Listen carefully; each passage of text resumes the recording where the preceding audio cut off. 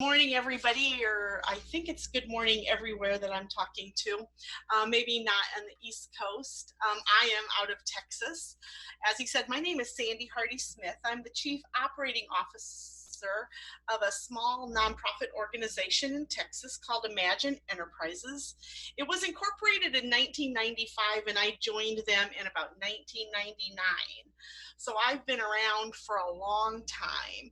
And what we do is we help people with disabilities be a part of their community and to try to gain some level of financial freedom over their life.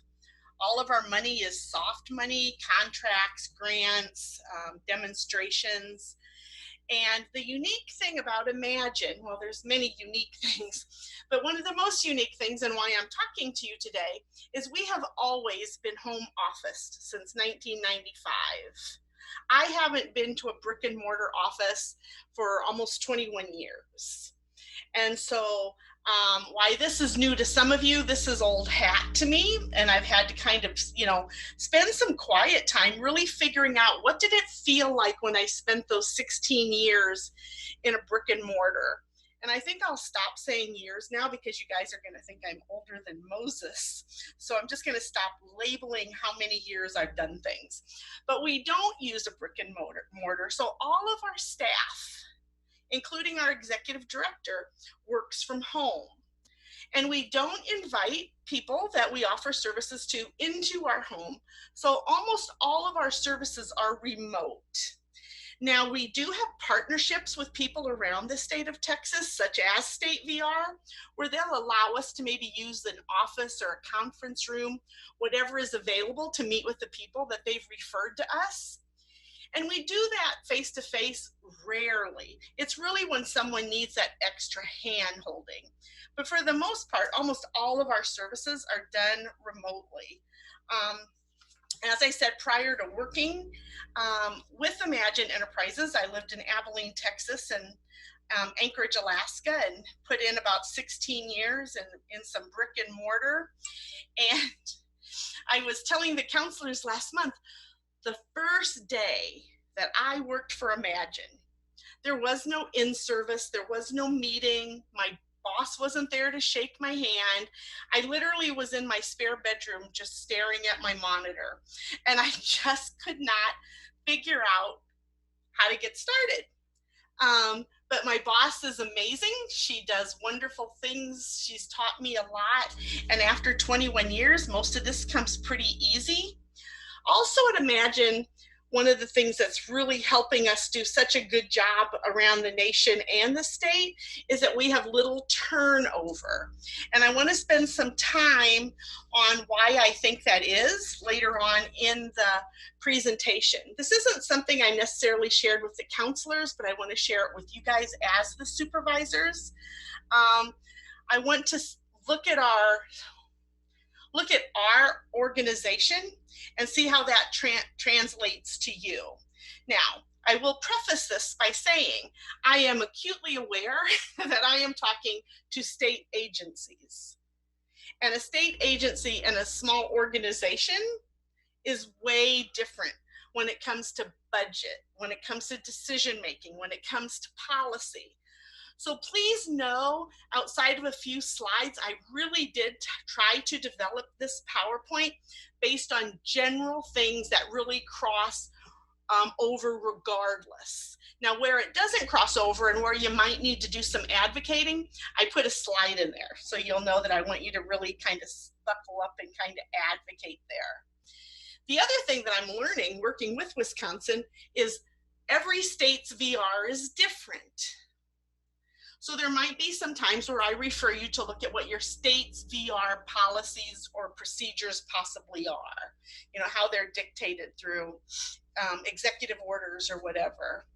So, but with that little preface, I would just like to say thank you again for having me back one more time. Hopefully this won't be the last. And let's go ahead and get started on the adventure. Now I'm going to tell you, when I progress the first slide, it's usually not cooperative. So we'll see how this works. Yeah, that's what I thought. Okay, there we go. All right, if you guys cannot recognize this slide, you have not been watching the news. I think I'm actually here today because of this slide. That's our little COVID COVID-19, and it's kind of a worldwide thing. It's not just a United States thing, and it has sincerely disrupted our lives in so many different ways, especially around business. Now, again, at Imagine, we weren't necessarily thrown into the fray of change because we already worked from home. But what changed is our relationships that we have with state VR, with the school systems for pre-ETS, all of those other outside partners. So our referrals have really went down. And so we're not affected that we're having to work from home and that's new, but we're having to kind of change up how we do it because our relationship with you, if there's anybody here from Texas, our relationship with you, Texas State VR, looks a little bit different right now. Things are a little bit slower. People are losing their jobs. We're spending the majority of our last 3 months helping people get on unemployment, get on SNAP, help them recognize that the stimulus check doesn't count, how to check if they're doing, how to check if they haven't received their stimulus check.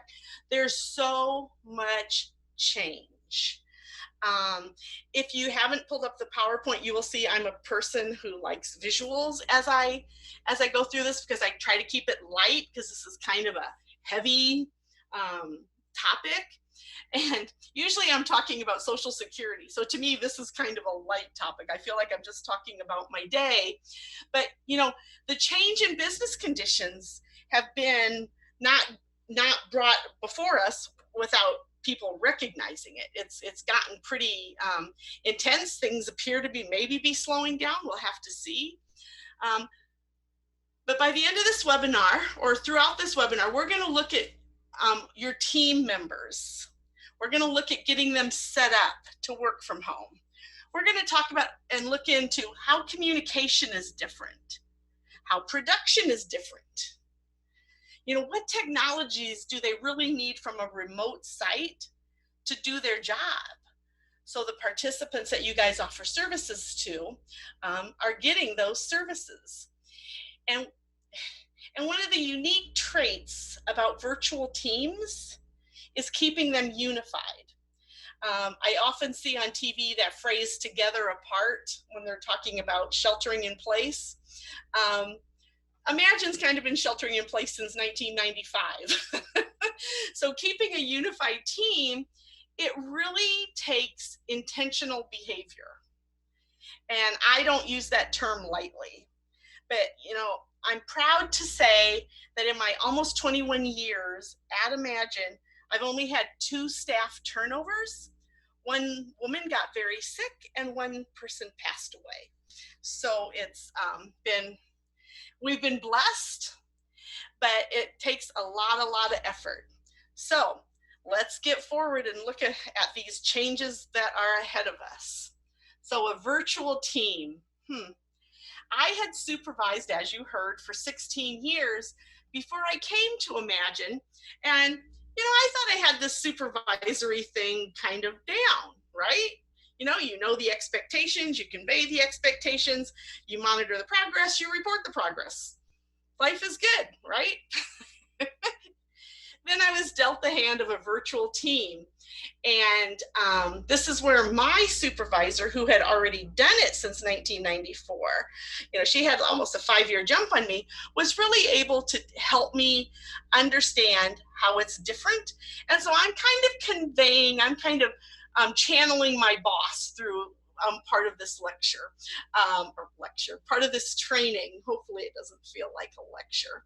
Okay, so supervising a virtual team really isn't for the faint of heart, because you have to be so intentional. This isn't a job where you can phone it in. You don't just kind of get into a flow. So you have to really have that different mindset, and you really have to plan a different way, because you're not seeing these people. You might see them on Zoom, but you're not seeing these people. So it's a whole new way of supporting, of leading, and of supervising. So hopefully by the end of today, you'll feel like you're reaching out from one computer to another and making a connection that is productive and caring and quality and all of those things that we want a team to look like. But, oh, did I miss it? Oh, no, I'm going, never mind. Sorry.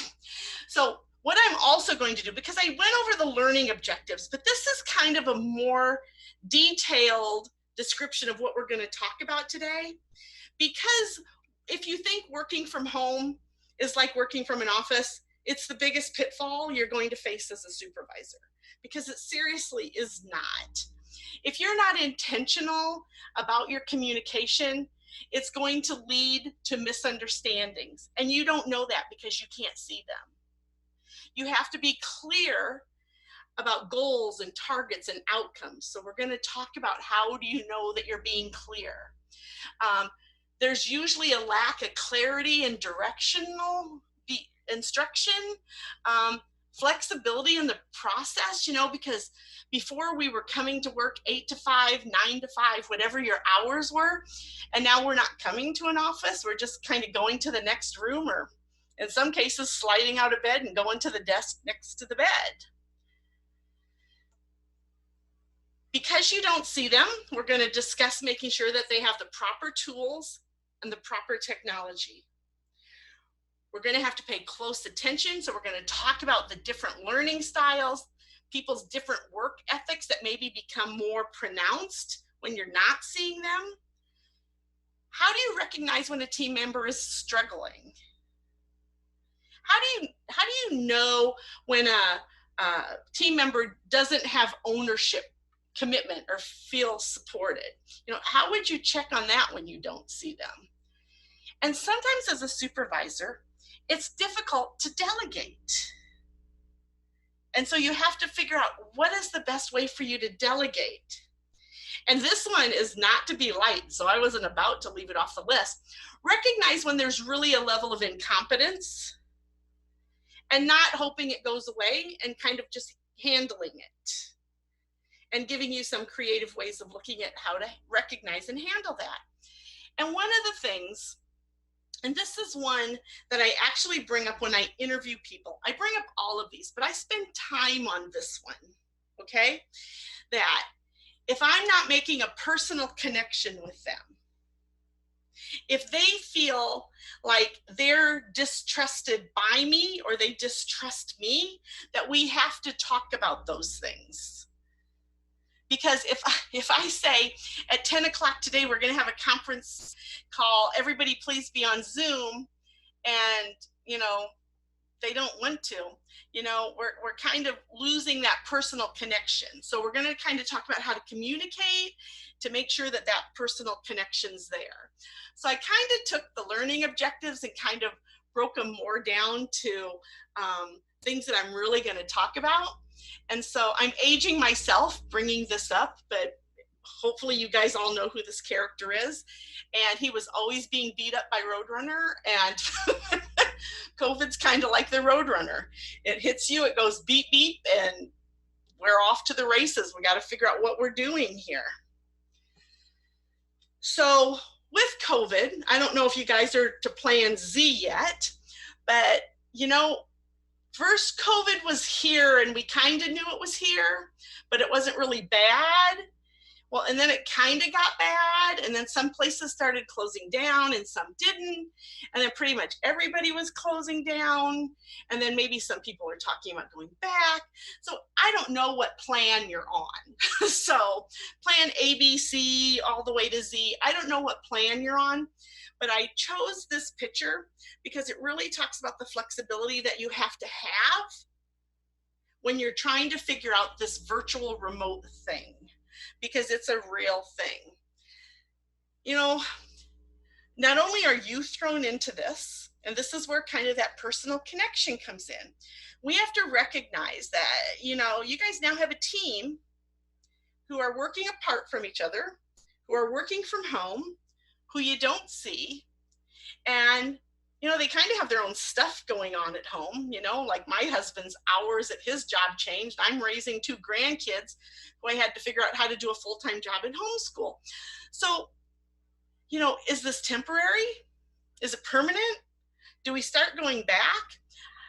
what if somebody resigns? How do I hire remotely? I mean, my goodness, I won't even get to see them. So these are some of the things that are in your brain, but also recognize that it's in your team's brain. It's just the unknown, because the numbers go down, the numbers go up. You know, in the state of Texas, our numbers are climbing back up again.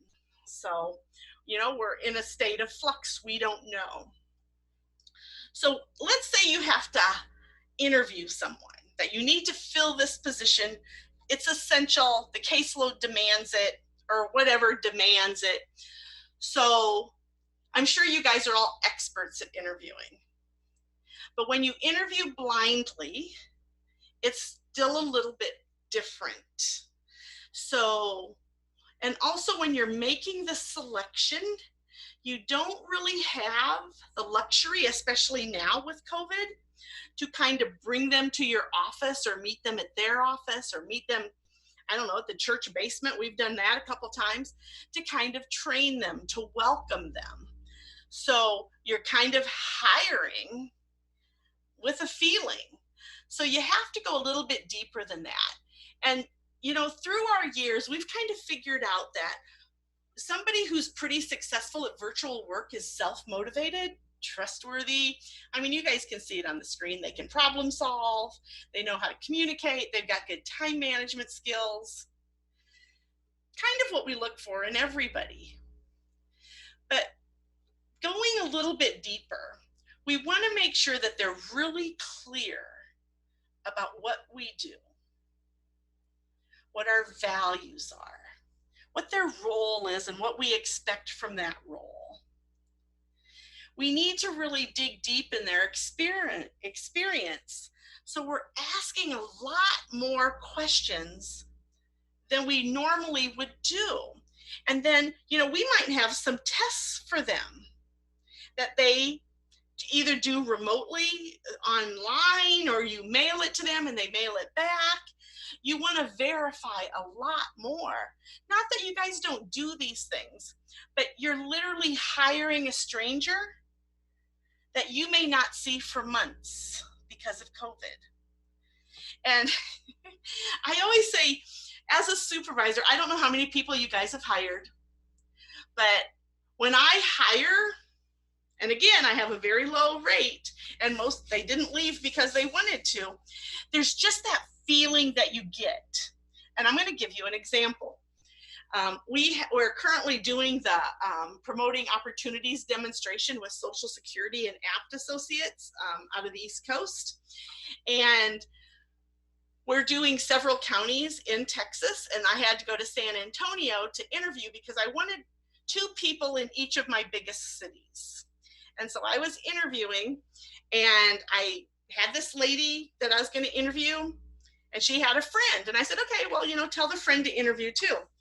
Well, the person that I intentionally went to San Antonio to interview, and I met her face to face, bombed the interview. Bombed. I mean, I can't even express how bad she bombed it. And so my colleague and I, because I always do joint interviews, we're like, should we just go home and kind of blow off this interview? And we decided, no, let's be professional. We're going to go through the interview process, but we're going to kind of make it short. Well, this girl came in and she blew our socks off. She was amazing. Rosemary's kicking me under the table. I'm kicking her under the table. We are so excited, and she's golden. We just knew it the minute she opened her mouth that this was it. So it's kind of that feeling. I don't know if that makes sense to you. I almost didn't put it in there, but it made a lot of sense to me because my gut hasn't let me down in a long time. So you want to get to be hired, you know, the job offer is on the table. So that's kind of, if you have to hire somebody, you know, let's hope you don't. And let's hope that, you know, this is short term and we're going to get back to the offices and life will be normal. But I just felt like if you needed to interview, I needed to spend just a little bit of time talking to you about that. So your leadership and management, I just love these graphs, these charts. So on one side, you're instilling and inspiring a vision, and on the other side, You're instilling good operational processes. But the goal, that middle section, is to always get important things done. And if I were to have created this, and I would have said, and done well. So, and the other thing that you always want to do is be the kind of leader that you would follow. And I can say, my boss isn't on the phone, I could probably say anything even though it's recorded. I have the best boss in the world. She gets it. She gets it. I definitely strive to be like my boss every day, even though we've already worked together for 21 years. I still feel like I will never attain what she can do. Her common sense and quick thinking is second to none. And I've had my share of bosses because I was married to a military guy. We traveled a lot. So be the kind of leader that people want to follow. Now, this is where it's going to get dicey, and this is where I'm going to say I'm an organization, you're a state agency. But that doesn't make it less important. So let's get through the next few slides. And that's talking about setting up their office, setting up your office. You're probably working from home too. The setup needs to offer efficiency. They need to be effective. They need to be comfortable. They should have the right tools enough that it decreases their stress, because COVID has added that extra layer of stress and whatever is happening in the home. And the one thing that you cannot remember, and that I stress to your counselors, is you have to provide the proper security, because there is personally identifying information all over the place, which I may refer to as PII. One of the things you might be asked, or hopefully you've already addressed it, is now that they're working from home, are you going to pay for their internet and their fax line and all those expenses that are now new?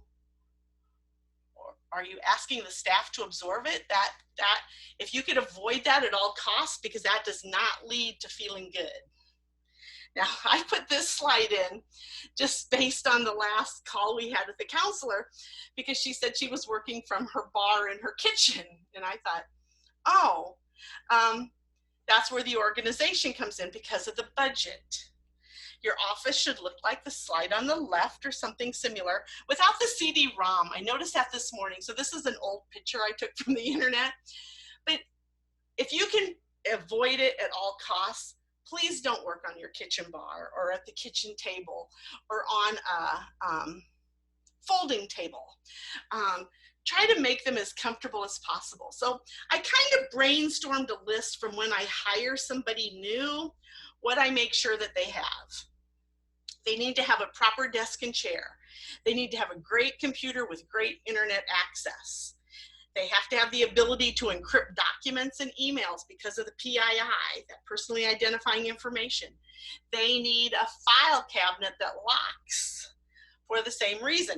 I know the state of Texas demands paper files. And unless there's been an exemption to that, they're going to have files. One of the things that we use with WIPA, a Work Incentive Planning and Assistance Program, is an encrypted flash drive that we keep the information on, because they no longer have a database through the federal government. So that's an idea. Get an all-in-one, copy, printer, fax. Make sure their shredder crisscrosses. That goes back to that personally identifying information again. Crisscross shredders can't be taped together. Make sure they have sufficient office supplies and they have tools to stay organized. That can just be Google Calendar, but maybe they need a date book. I don't know, but whatever it is, they have to stay organized, because there's more distractions at home, maybe, but definitely different distractions. So, thinking of it from a state perspective, I understand that budgets are pretty much created and they're in stone. Maybe, I don't know, your state might be different. Are there any budget items you can switch around to make sure they have the proper tools? Who do you need to contact to advocate to? Thinking out of the box, is there something in their office they can take if they haven't already taken it, and maybe they just sign it out or something? I mean, they can't they can't do their job effectively without the right tools. And that is one lesson that we practice with every single person at Imagine. You can be an administrative assistant, you can be a part-time employee, or you can be the executive director. We all have functional, usable, up-to-date, efficient, and working tools. And when something doesn't work, we're able to replace it. I always put this slide in whenever I'm talking to anybody who deals with, PII. I'm an acronyms person because I deal with Social Security a lot. So acronyms just come flying out of my mouth. So you have to ensure immediately, and I can't stress immediately fast enough, that these guys can protect their paperwork. Be that a paper file, that it's locked. You know, the federal government, every time we have a contract, they want it double locked. The file cabinet is a lock and the door is another lock. There has to be 2 locks between 2020 and your file cabinet. And I don't mean 2020 the year, I mean the ones that you don't want knocking on your door. So that's paper files. You want to make sure on files are saved in an encrypted location.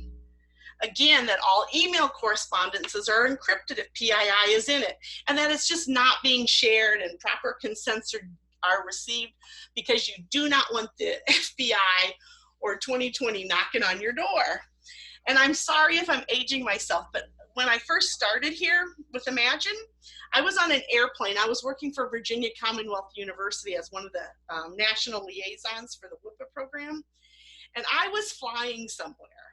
And I get this email the night before: carry your computer on board and don't forget to take it with you.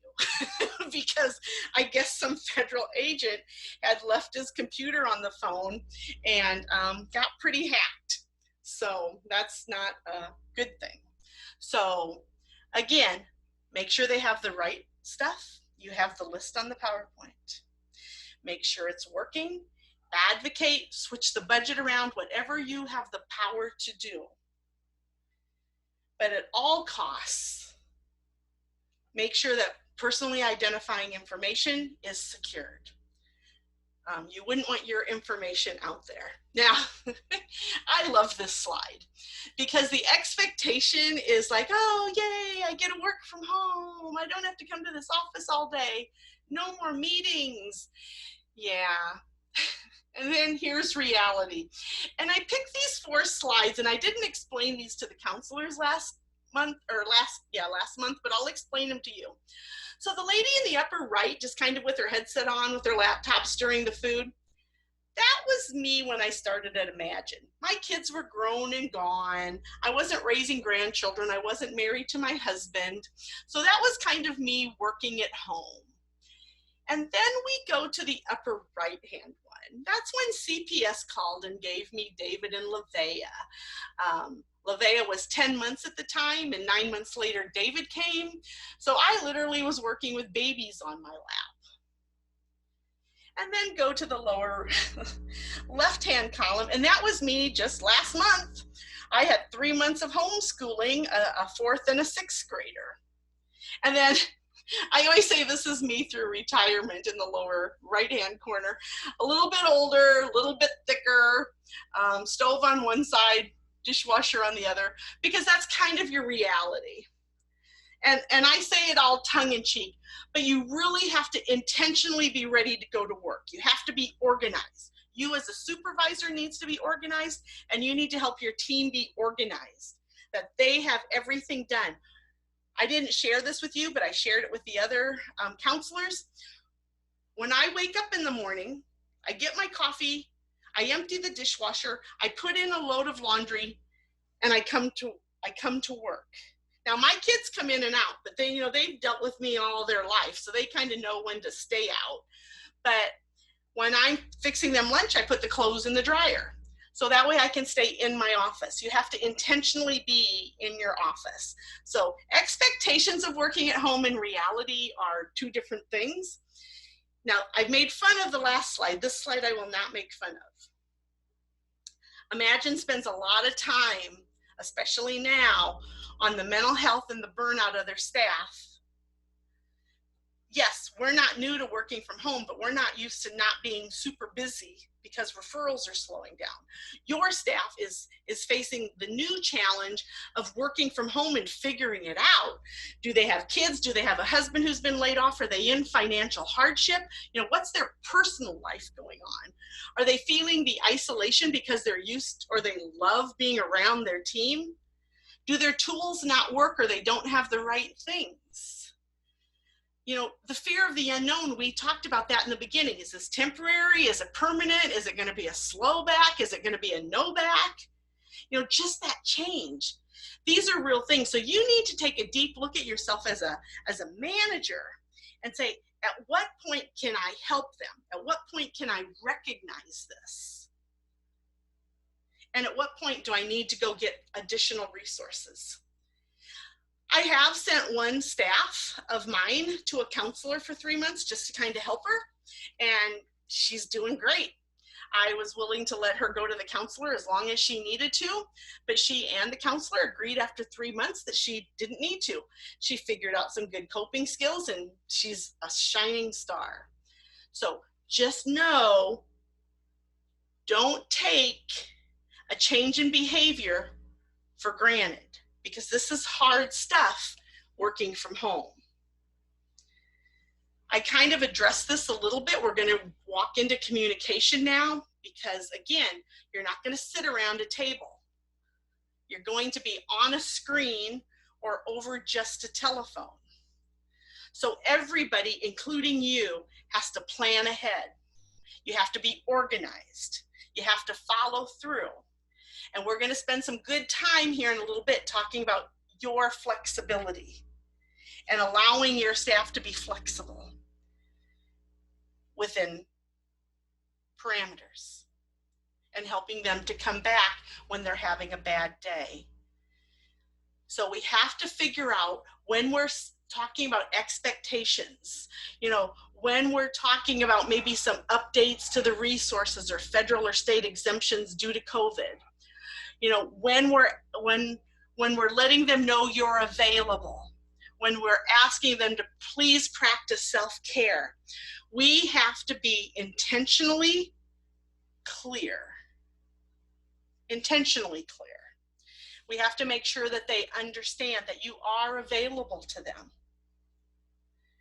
that they can tell you what the expectations are to get the job done. It takes a team. It takes planning. You can't do the one to the right now because there is no arms around each other. So everybody's carrying a piece of the team and everybody's carrying a piece of the plan. But let's pretend the guys on the right are on the telephone. You can still come up with great ideas. You can still have great successes. One of the things as a supervisor that I had to learn really fast is I talk to share. And when I'm not talking, I'm listening to understand. I know that's a saying. I know it's a thing that people throw around all the time. I'm telling you, with a virtual team, you have to pay attention. You have to watch your tone, because if I'm talking to you like this, they're thinking everybody's in trouble and maybe I just had a bad day with the kids. You have to watch your tone when you're on remote. You're going to start to see people are grasping what you're saying at different levels because they just have different learning styles. There's no right or wrong to it. It's just different. Some staff might require more of your time. Find those that are thriving, and we're going to talk pretty soon about support teams. Make sure you meet with them regularly. And I'm not going to go over all of these bullets, but this is what your team should look like. It should flow. The one thing I'm going to point out is everybody on my team has to contribute. They have to participate. They have to contribute to the conversation. There's no silent partners. If you try to be silent, I call your name. Keep them up to date on any changes because they want to know. Praise more than you correct. And you can see the rest of the list. There's no one's more important, but you know, sometimes when I was first starting out and I would have team calls, 2 people would talk and 5 would be quiet. And I thought, well, that's not good. It's not building trust. It's not making them feel like they're apart. So we have a simple rule. You don't have to contribute equally, but everybody has to contribute and everybody has a role in the call. And the calls really follow that same flow. Overall, you just have to trust that you have the ability to find the answers. Hopefully you guys have all met your team, you know your team, you already are kind of going into this knowing what their team's strengths and weaknesses are. You might be a little bit surprised, but that's okay. Just be ready for it.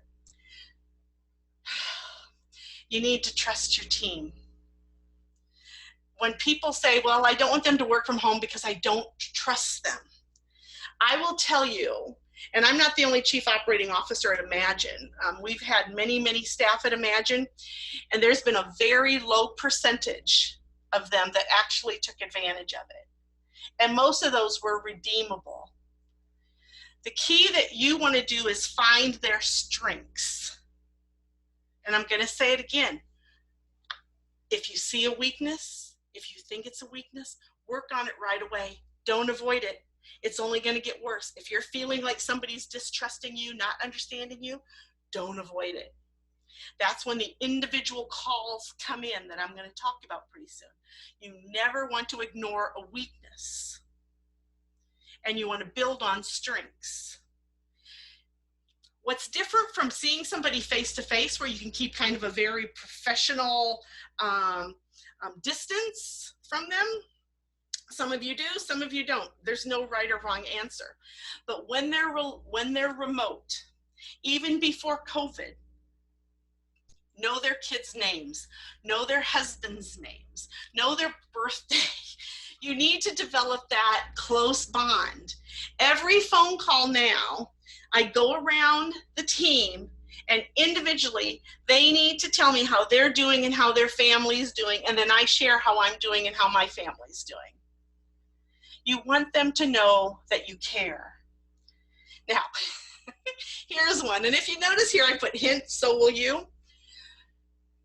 You need to practice more grace and patience than you ever did face-to-face, because people are going to wake up in the morning and not get started.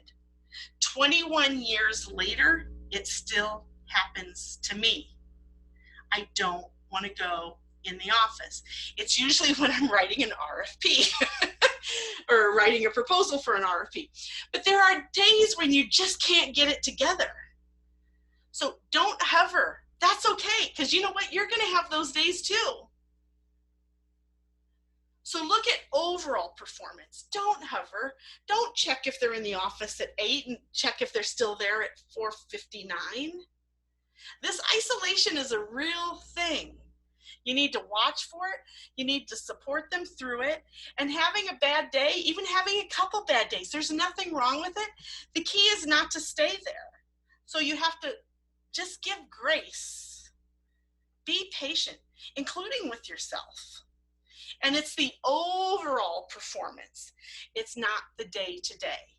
If my boss looked at my overall performance, I would have been fired. But my day-to-day performance, my overall performance is great. So that's what you need to do, because my team's performance is great. So I love this picture, because literally supervisors are the frame of your puzzle. So in the middle, you have your staff, your budget, your outcomes, your services, your participants, and you gotta put it together. So you need to stay focused. What is the team goal now that they're remote? And then, what's the individual goal? Maybe Sandy's struggling, but you're going to be talking to everybody individually.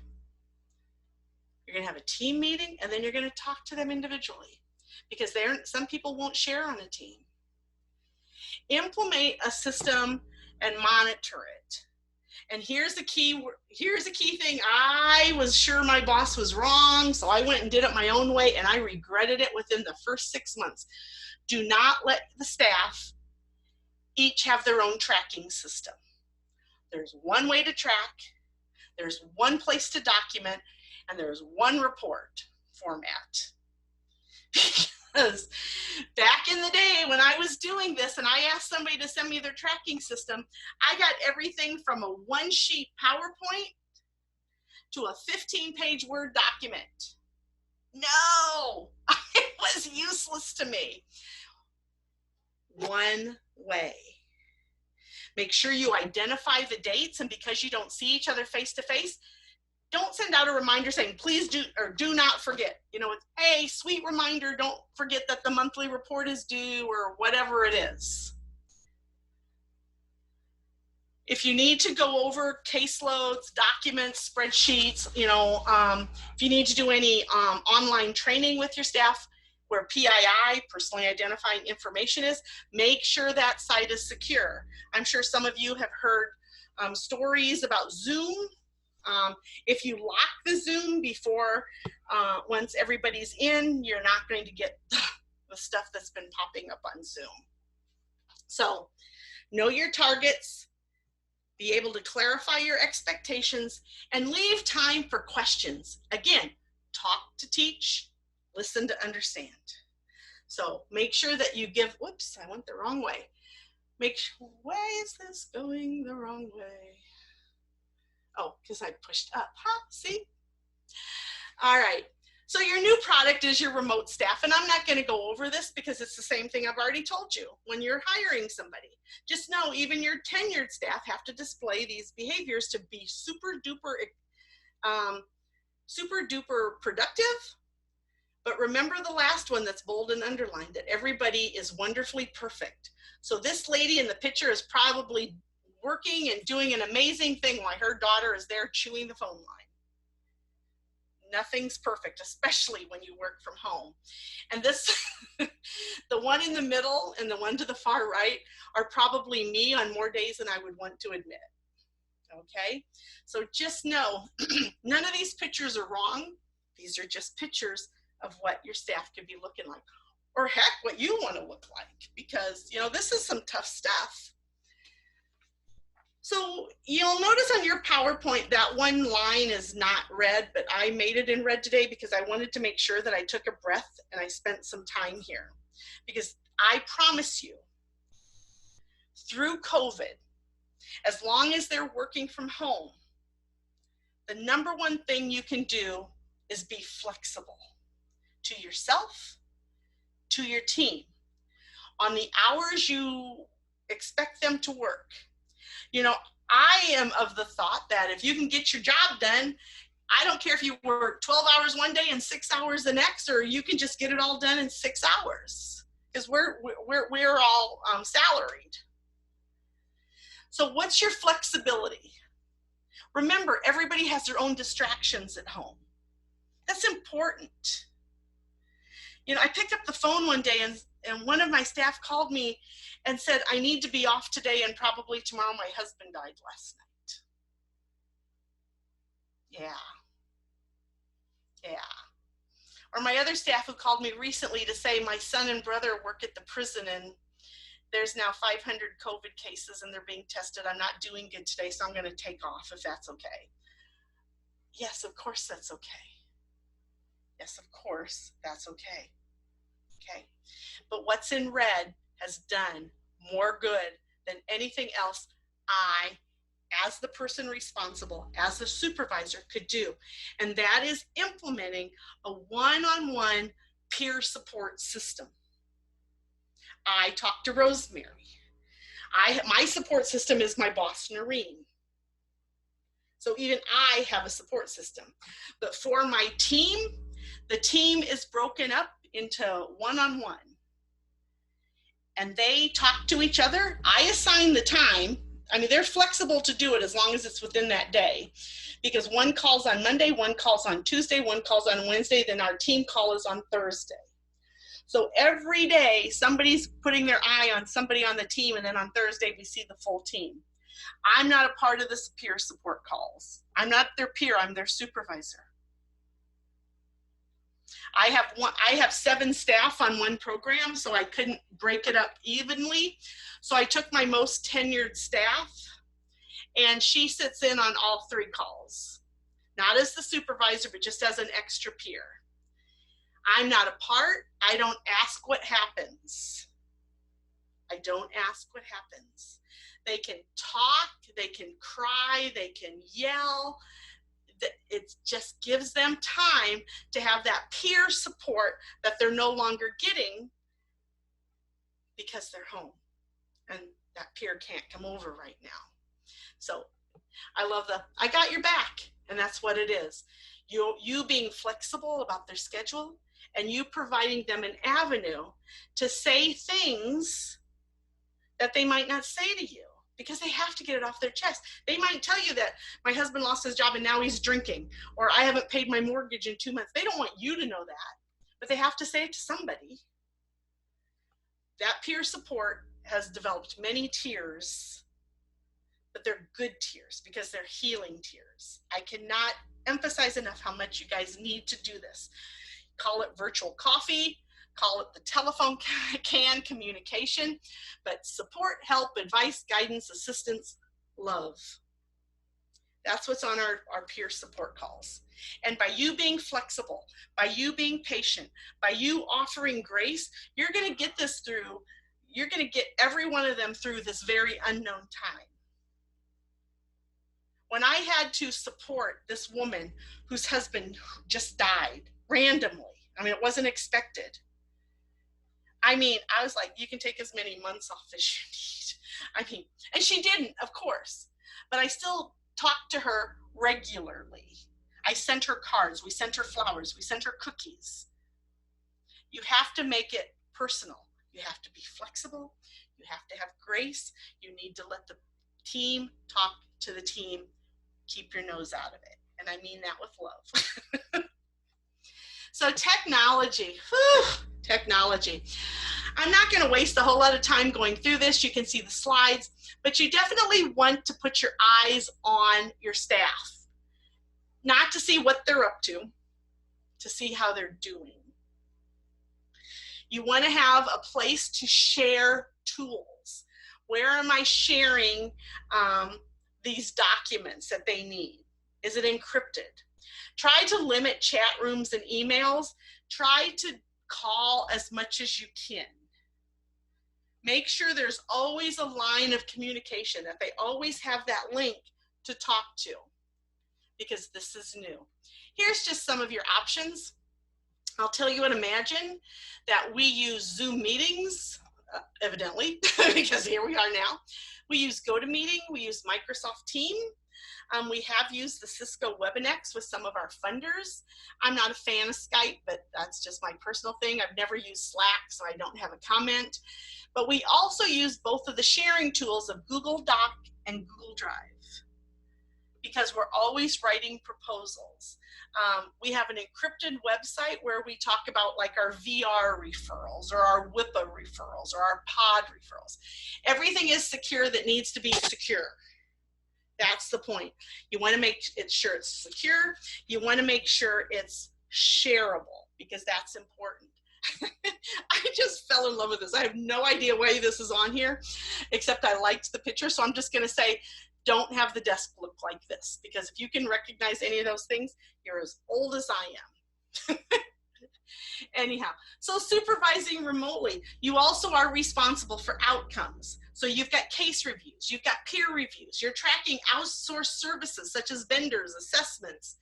You got invoices going out, you need payments that need to be going, or invoices coming in, payments going out. You've got a lot of moving wheels. Some of them affect your staff, some of them are yours personally. You need to figure out a system that works for you. You need to determine what quality assurance is based in our new things. Make sure the staff have the tools for it. Do ongoing training. Do it consistently as far as following up and offering feedback back. They need consistency or they're going to look just like this guy right here. The other part that we talked about that I was going to talk about last is making sure you have that true team feeling. We're together alone. So we have to be mindful. We have to make an extra effort to solicit their ideas, stay connected, Be flexible, praise and recognize, be open.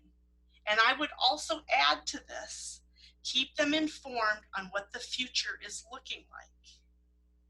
Keep them informed. Don't wait till you have the final answer. Some people need to know the step-by-step. Maybe you do that in individuals if you have people that you know absolutely can't handle the step-by-step because it causes more anxiety. That's you knowing the team. Talk about non-related work topics. Again, keep the team informed. Get everyone on your team involved. Remember birthdays, special occasions. When's their anniversary of being hired? You know, maybe you don't have it in the budget to send flowers, but you can send a card or a note. Don't send an email, please. That, again, that's planning. Anything that helps them feel special and that they're part of the team. And again, I don't have it on here, but I'm going to say it again. Everybody participates on the team call. Everybody has an individual call, because if you think Sandy's doing fine and you don't need to talk to her because you're kind of busy, well, maybe Sandy's not fine this week and you're going to miss it. Individual calls, because it's a team. And then I'm just going to say, whew, I've went through a lot of important responsibilities you have. I'm sure I missed a ton. But one of the things that I know is I have confidence that you guys got this. These are all general. You guys still have to deal with the state part of it, all those rules and stuff. I didn't go there. I tried to keep this manageable over both organization and a state agency so that you guys can support your staff, but also remember to take care of yourself. If you don't take care of yourself, you're not good to anybody. I don't care if you're brand new at this supervising. I don't care if you've been around forever. You're older than me, which is doubtful. This is tough stuff. So be kind to yourself. Like I said, it's okay if you can't focus. It's okay if you're unproductive too. It's okay if your child or husband or mother needs you. The key is to not stay there. Walk away, take a shower, whatever. Give the kids the attention they need for 15, 20, 30 minutes, an hour, whatever. Call somebody to help you refocus. That support is important. You know, I look at this Nope girl, and I think when the riots, I'm not getting political, I'm just going to say when the riots hit, after being isolated for 3 months, that was kind of me for a day. Nope, can't do it. Can't do it. But that's okay, because here I am and I'm trying to be productive. Because when you take care of yourself, there you are. You're juggling 100,000 things and you're just like, can I help you? Why, all these other things are in the air. And you're really showing the superheroes that you guys are. So know that I think you're superheroes. I know the people in Texas are superheroes because we adore you guys at State VR. In closing, explain, clarify, repeat. Train, train, train. Give them supplies now. Make sure they're effective. Communicate, communicate, communicate. Support, support, support. You can read this. But the last one, breathe. It's a whole new way of supervising. This is a we thing. I used to say that to my kids growing up, my biological kids. This is a we thing.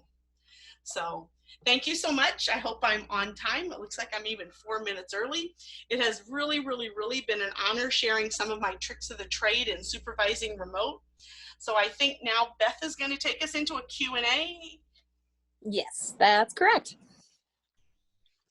I'm ready. All right. Thank you, Sandy.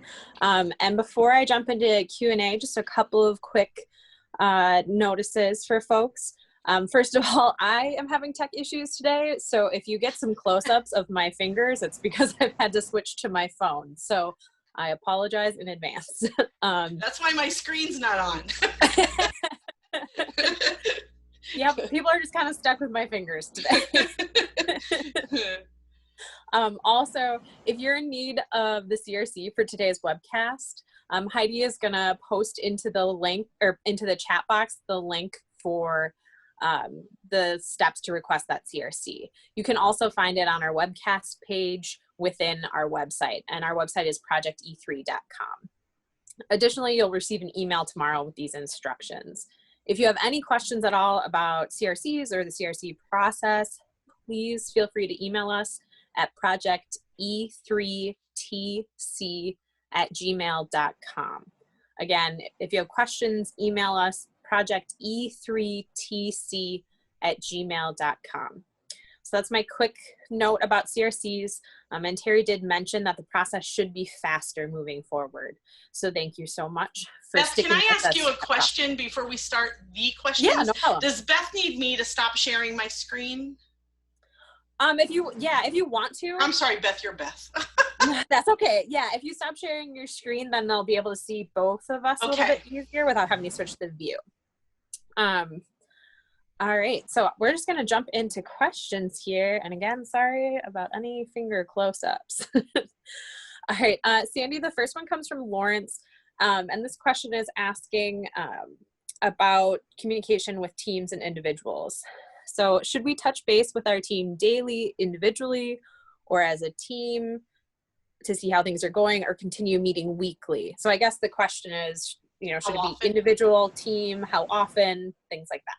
Yeah, I think it's really depends on the makeup and number of your team. I mean, I have small teams. I've got several projects, but small teams on each one. So what I do, because remember, we're in this for the long haul, what I do is I have a weekly call with every team member on Thursday at 9 o'clock.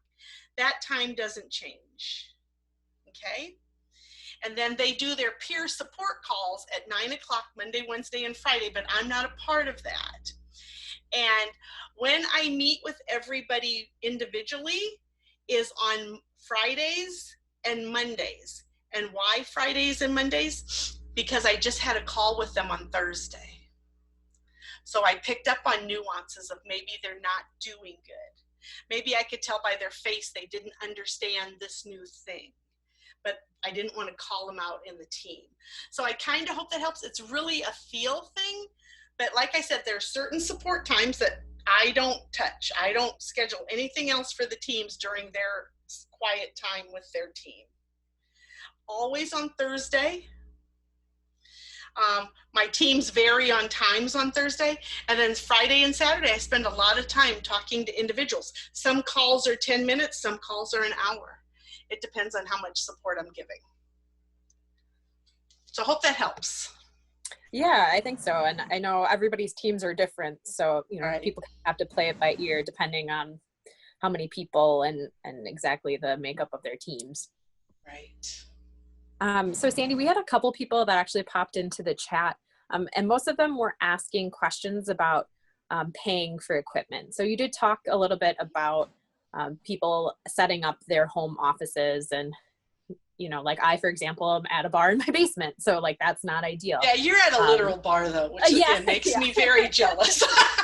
Yeah. So the question is, how do you have any suggestions or ideas for how to pay for that? A lot of people are working on restricted budgets, or there's the question of, is this just a temporary thing? So should we worry about changing setups, things like that? So do you have any suggestions about how to pay for these kinds of things, or how people should approach that issue?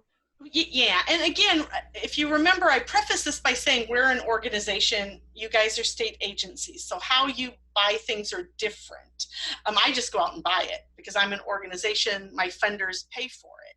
You guys are in a different boat, and it's an unexpected boat, so the budgets are probably set in stone. If you don't have the money in your budget and you cannot move money, I really think the computer, the security, and a comfortable place to work, and encryption are things that are a must, or 2020 will be knocking on your door. I say that to be funny, but I am deathly serious. When I interview people, I ask them, do you have a door that locks where you will be working? Because I can give you a file cabinet that locks. So some of your options are advocate Advocate to the higher ups. I'm sure you have bosses who have bosses who have bosses, but be that strong, proactive one. The other thing too is get permission to see if you can tag the furniture and stuff if it's not already, and figure out if somebody's got a pickup and can, you know, take the desk and chair. I mean, I don't know. Maybe you're working cubicles, but on the last call, somebody worked on a bar in her kitchen.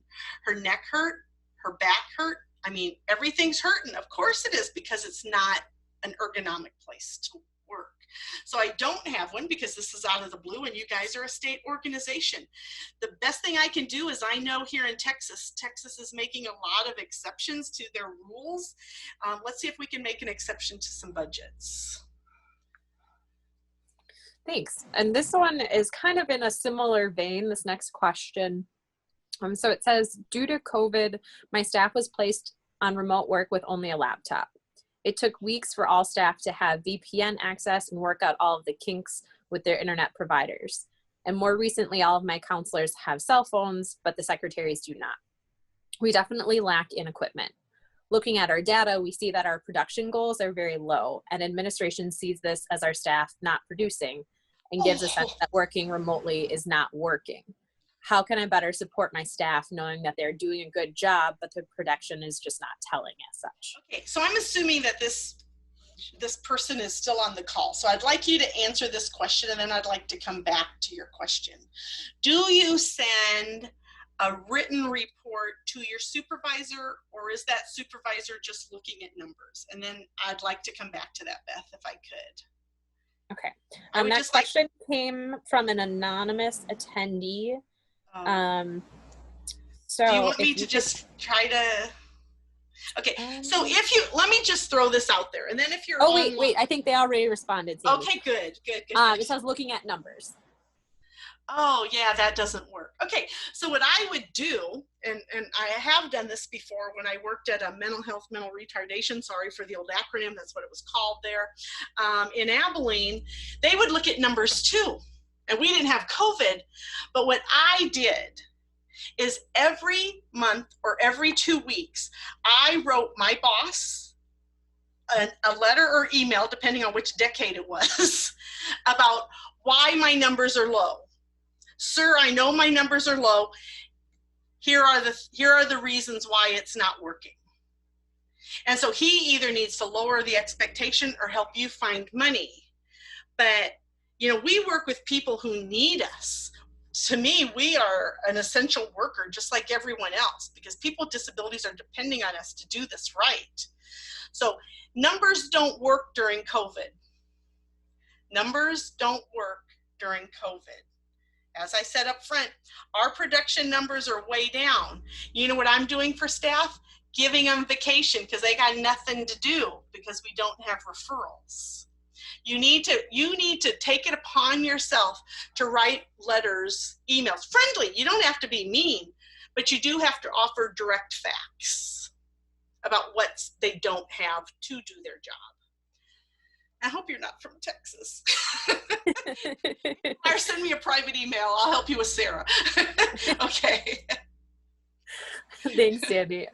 The next question comes from Amy, talking about when you mentioned earlier those peer-to-peer interactions and those partnerships that you really highlighted as being really important. So the question is, do you assign those partnerships or those pairings? I do, and thank you, Amy, because that is great. I'm sorry I forgot that. Before COVID, and I'm sorry, I'm not gonna try to use this acronym. As I said, we work for Social Security. We've got lots of contracts with Social Security to do benefits planning, and we write what's called a benefits summary and assistance analysis. Okay, I screwed up that acronym, but it's a BSNA.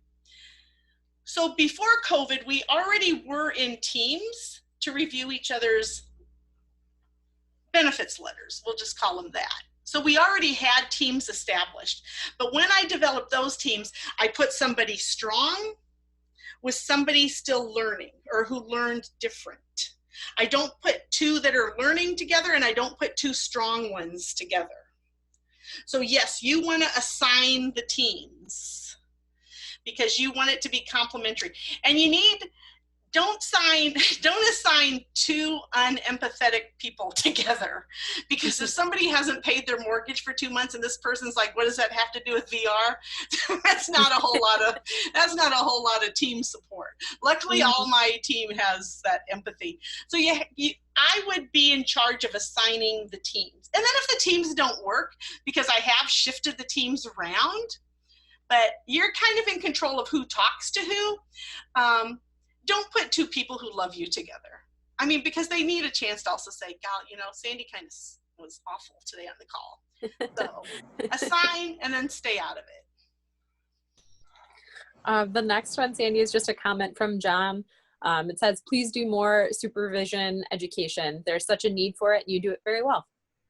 Oh my gosh, thanks. I'm telling my boss because I pretty much mocked her. She's very good at her job, so I'll tell her now I'm very good at my job. So thank you so much for the compliment. And my grandkids hasn't busted in yet to say they're hungry for lunch, so we're doing good. Yeah. Well, maybe we can get through them all before they do. I'm good. They've already been warned.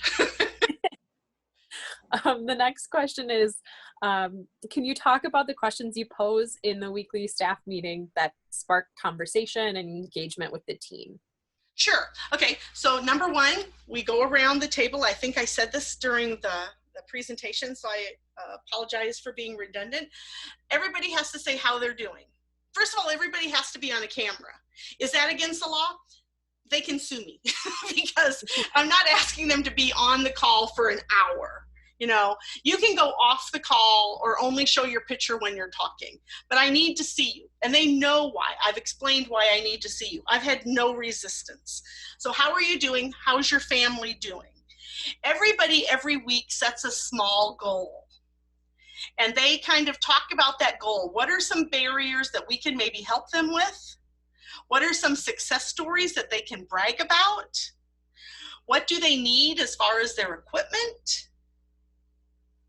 And some suggestions of what's not working now that we're under this COVID thing. They often talk about the number of referrals, and is that okay? Is management mad? Does that sound familiar? That our numbers are down. Sometimes they just want reassurance about, and then, oftentimes they'll ask me, have you spoken with Social Security? Have you spoken with APT? Have you spoken with the state VR? Are referrals going to go back up? I mean, so it's kind of the same categories that I put on the PowerPoint. I do not let the call go over an hour. If I need to do a training, I may substitute that call for a training call. I never have a team call and then go into training. Nobody can listen that long. Nobody can listen that long. Next. All right. Next one is wondering about Wi-Fi. Tammy asked, with everyone working from home and whether that's new or they have been, does the company provide the Wi-Fi? We do. Even if they had Wi-Fi before you sent them home, because they are using their Wi-Fi for your business. We have to install, because of security, fax lines. We need a landline for our fax machine. Nobody who works at Imagine has a home telephone anymore. So nobody had a landline. Mm-hmm. So Imagine installed the landline, bought the fax machine, and pays for the monthly charge to have that line. And we pay for their internet. This is just a follow-up question from me personally. Do you pay the entire monthly internet bill, or do you pay a percentage of it? Well, if I were the state, I would say we would pay the percentage, because I understand the state is stricter than we are. Imagine pays all of it. And we provide a cell phone where we pay all of it, but we don't restrict personal use of it because it's unlimited. It doesn't really matter. It's not like the cost is going to go. Can I say one more thing, going back to the anonymous person who I hope isn't from Texas? Because I just thought about it. When you were talking about finding money in the budget because you sent them home with a laptop or whatever it was, I don't know how state VR does it. I don't even know in the state of Texas, so excuse me if I'm talking out of turn. But if you paid them mileage to go, visit with consumers or vendors or whatever, maybe that money could be freed up to pay for some internet. So, looking at those expenses that are no longer expenses. Like my financial officer called me yesterday and said, okay, the budgets are now screwed up because you're not doing any mileage, you're not doing any postage, and it's like, I know we have no referrals. So can that money be used for those things? Because were they paying the bill before COVID? Yes, but as a supervisor, you have to say, but we're benefiting from that. You're benefiting from that. And Sandy, just so you know, I did scroll to the bottom here and they did reply that they're not from Texas. Oh, thank God. Sarah can be so happy. Sorry, I probably should be more professional. No, that's all right. Oh, shoot. Sorry. Oh my gosh, thank you, Beth. Now I feel right at home. Yeah, perfectly timed. All right. The next question comes from Angie. They're asking, what is 2020? You mentioned it with the FBI. Oh, you're so young. Bless your heart. Back in the day, Barbara Walters and some other people, it was kind of an investigative 1-hour show. And it was called 2020, 20/20. In other words, 2020 vision, okay? And they would always investigate corrupt things. And when the government official left his laptop on the phone, there was literally a picture of 2020 knocking on his door. And so because I was new to virtual offices, that sticks with me. So I'm sorry, because I know this is the year 2020, and I know that I'm old and I need to quit using old references. But yeah, 2020 was just a show where they did investigative reporting when people broke the law. So sorry. I feel like it might still be on. I'm not positive. Is it? It might still be on, yeah. Well, now we have 24-hour news, so who needs 2020? So yeah. This next one is something that I've noticed a lot, not just with people in VR, but just generally. It comes up with my husband as well. Suggestions when team members are struggling, but they're also voicing a lot of frustration about meeting overload. I feel like there's been a lot of meeting overload lately. Then the first thing, and because this question has come up to me, especially with new staff, they'll be like, oh God, so you are checking in a lot. I ask them why. Why do you feel that this is too much? And if they tell me that they are busy, that they have calls that they need to do, they have intakes that they need to do, they have these benefits letters that they need to get out, whatever it is, I don't not do the call, but I listen to them and I do maybe a 10 or 15 minute call. And I just talk about the big stuff. Mm-hmm. I have done some meetings when we have been inundated before COVID where I sent out my agenda and my comments ahead of time. And all we did was discuss my comments and I solicited their input. That makes a meeting go faster.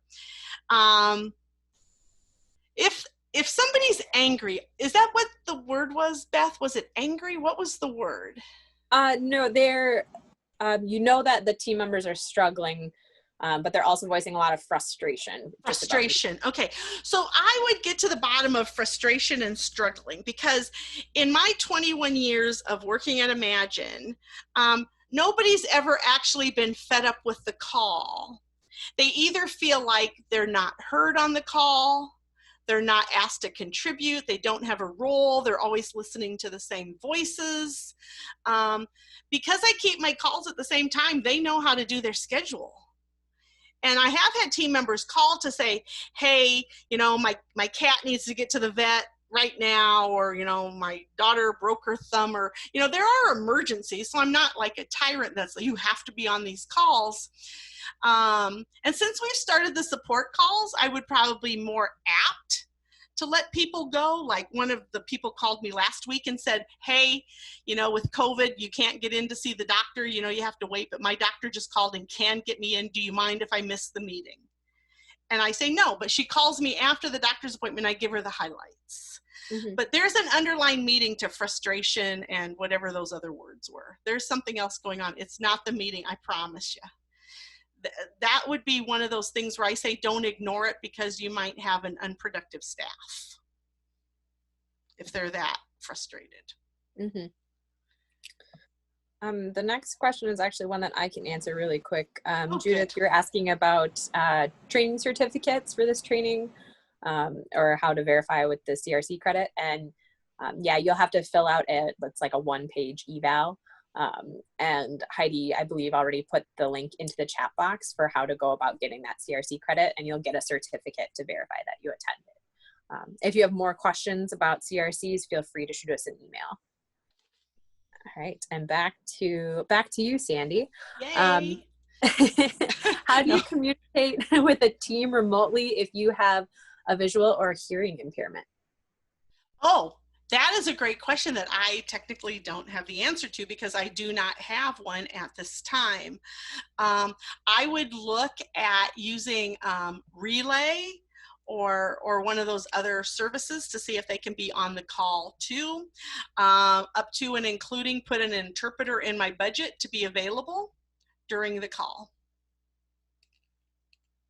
Yeah, and I know we have worked with interpreters on Zoom before, so it is doable. It takes a little bit of, logistics and figuring things out in advance. The first thing I would do is ask them what they need, though.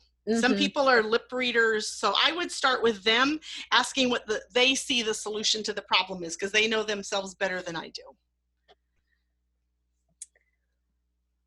All right, next one, another question from Amy. Does your staff all share their calendars online with each other? Yes, we do.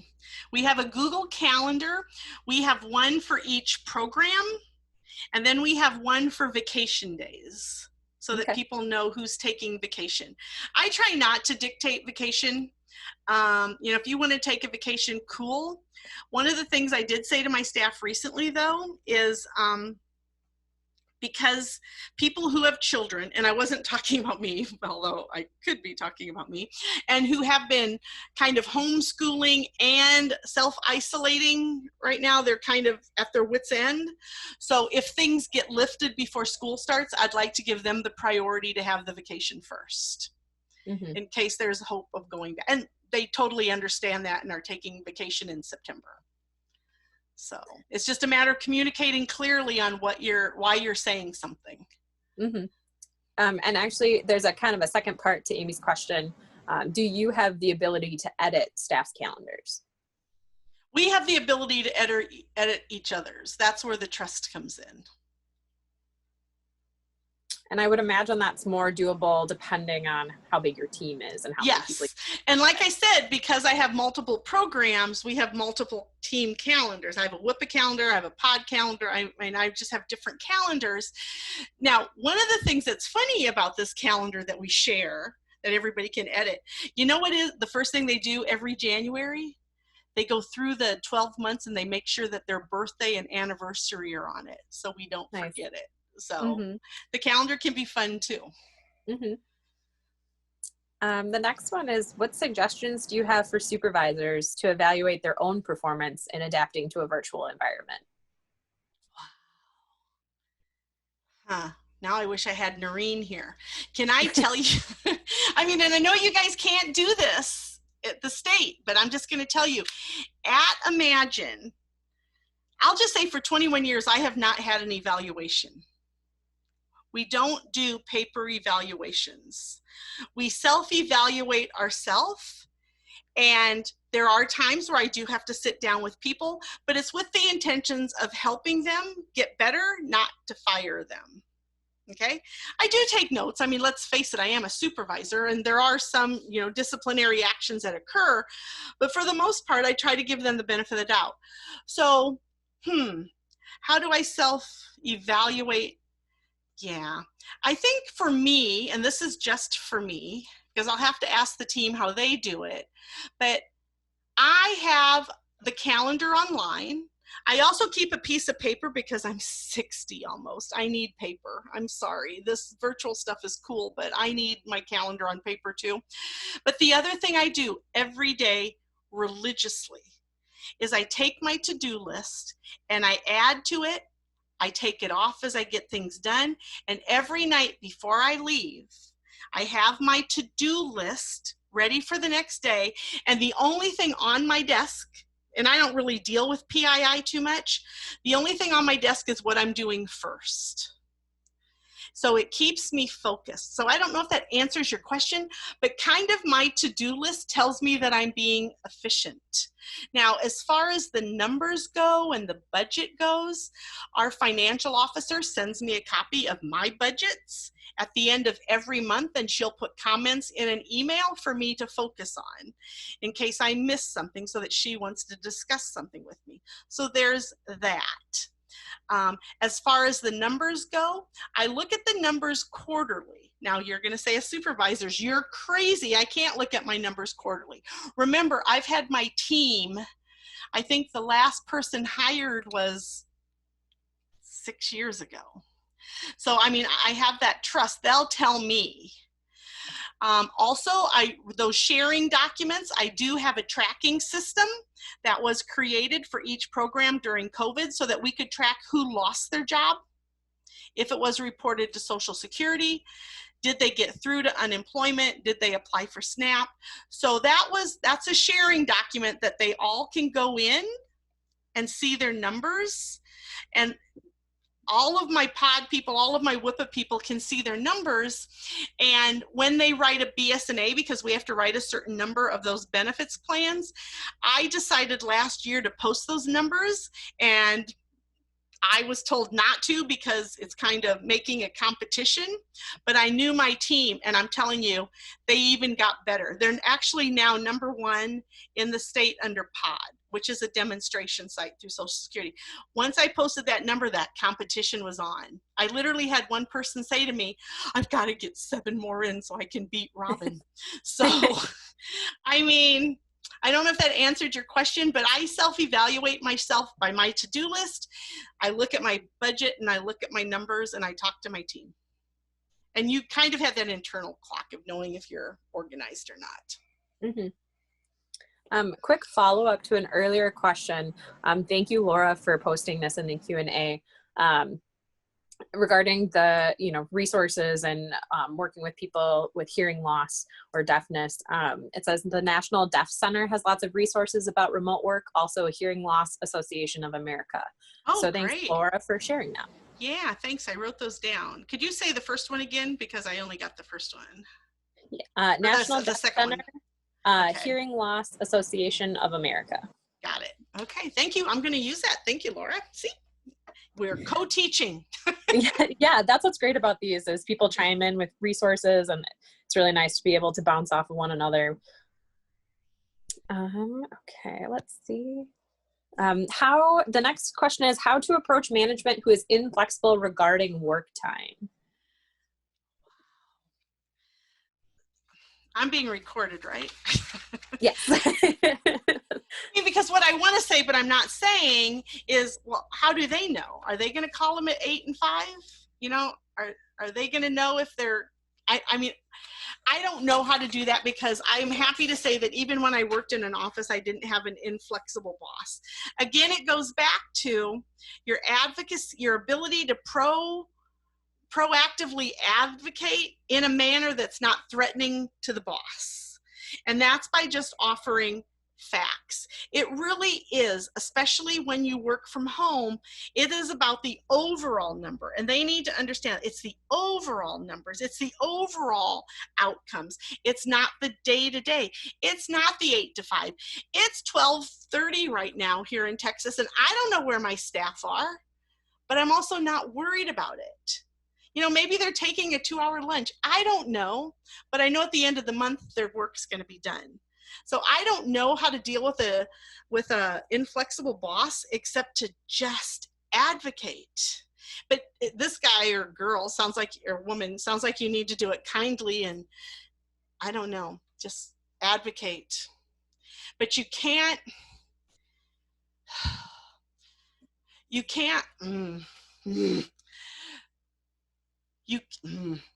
I'm trying to figure out how to say this. You cannot let upper management kill the spirit of the people doing the hard work.